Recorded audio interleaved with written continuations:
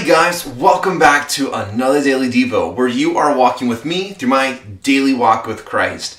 I hope you're having a great day. I know I'm just coming off of helping work at a funeral here, so I'm trying to just kind of find the energy to go ahead and still make a video. But with all that being said, there's a topic that our students kind of talked about yesterday that I thought I'd go ahead and share with you. Last night was one of those nights where, you get everything ready, you get all the stuff planned, you have your lesson all outlined, and then one person asks a question and you just know that the rest of the night you just got to put the lesson aside and just talk about the questions, talk about the things that are happening. And I love those nights, but you can definitely tell sometimes they get onto some pretty heavy topics. And one of the topics that really was kind of toyed with a little bit yesterday was really what the title of the video is today. Just really like what keeps you saved. Now, if you look right up there, I made a video a while back called Words for Win. It's called Salvation Securities, passages that you can use if you're ever if you're ever struggling with salvation security, whether or not knowing if you're still saved or all that sort of stuff. Check that out up there. They'll give you some very helpful passages for that. And I believe one of the passages that we're talking about today is in that video, but it really answers this question: what keeps you saved? And so kind of the conversation I had with my students is one that I'm going to have with you right here, if you're okay with it. Today we're going to be checking out a passage in Ephesians. We're going to be checking out Ephesians chapter 2, verse 8. And I'm going to just throw on verse 9 as well. So let's go ahead and read it together so you have an idea of really what keeps you saved. It says this in verse 8, "For by grace you have been saved through faith. And this is not your own doing. It is the gift of God, not a result of works, so that no one may boast."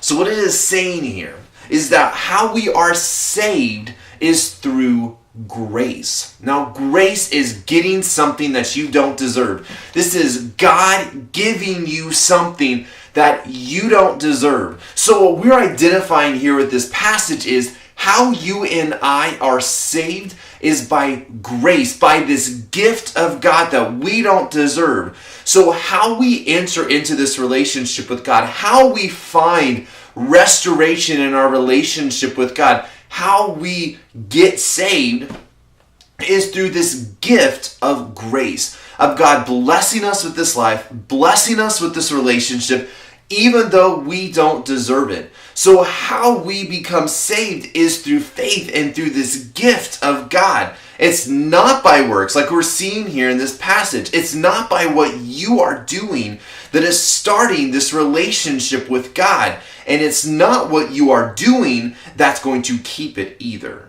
And that's something key that I want you to catch on here. Because our relationship started with Christ, with God's grace, with Jesus dying on the cross, with Jesus taking care of it all. And our relationship with Him starts with Him. And what we see here and what we need to understand is what keeps us in a relationship with God is not your good things or the bad things get you out of this relationship with God. No, the thing that started your relationship with God is Jesus. The thing that keeps your relationship with God is Jesus. And the thing that's going to keep your relationship with God in the future is Jesus. It's all about Him. Your works did not enter you into a relationship with God, nor will your works exit you out of a relationship with God. And that's something that we maybe struggle with and start thinking about because we see ourselves, we know maybe, yes, we might be a Christian, but we think, well, I messed up again. Or maybe we know a fellow believer that's really walked down a path and we think, has the relationship with God just dissolved because of their walk away? Well, you got to understand is it isn't our works that keep us in a relationship with God. Our good works doesn't keep us in this, and the bad works doesn't keep us out of a relationship with God.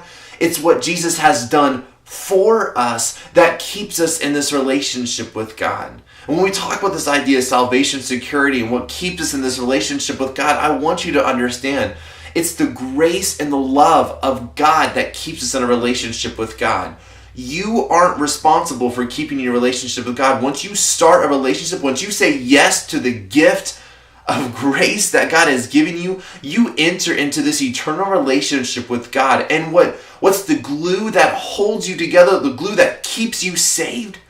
That's the grace of Jesus. That's the grace of God that keeps you in this relationship with him.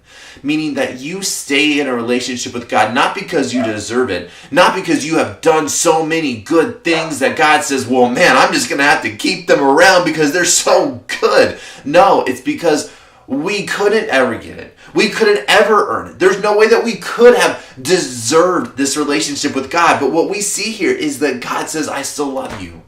And I'm going to offer this relationship to you. And if you want to step into this relationship with me, I will keep you in this relationship. So I know maybe a lot of talking in here, and I hope that it comes across clear that what keeps you saved is not your works.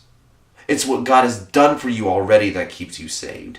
And so that also means this, and this is actually pretty important, that the sin that you still commit today, if you are a believer, doesn't exit you out of a relationship with God. Because your good works didn't get you into it, nor your bad works get you out of it. But we are called. I know Paul even talks about this. It was like, well then, can I just keep on sinning then if it doesn't exit me out? No, we're called to a much different life than that. We have been saved from that sin so that we don't live in a lifestyle of sin anymore. We have accepted this gift of grace, and why would we throw it at God's face saying, no, I've got this get out of hell free card now. Let's just live the sort of life that I want. No, we are called to live a much different life than that. A life that actually shows our gratitude to God rather than a life that is trying to strive for something that we can never deserve. And so I hope today that this was encouraging. I hope this kind of answered this question of what keeps us saved. And if nothing else, remember, what keeps you saved is the grace of Jesus, not by your works. Well, I hope that was encouraging. Like I said, let me go ahead and pray for you and we'll get out of here. Father, I want to thank you so much for today. Thank you for this message. I pray that this is encouraging, and I pray that you can use it as well. We love you and thank you for this beautiful weather outside. In your name I pray, amen. Well, guys, as always, I want you to know Jesus loves you, and thanks for watching. See ya.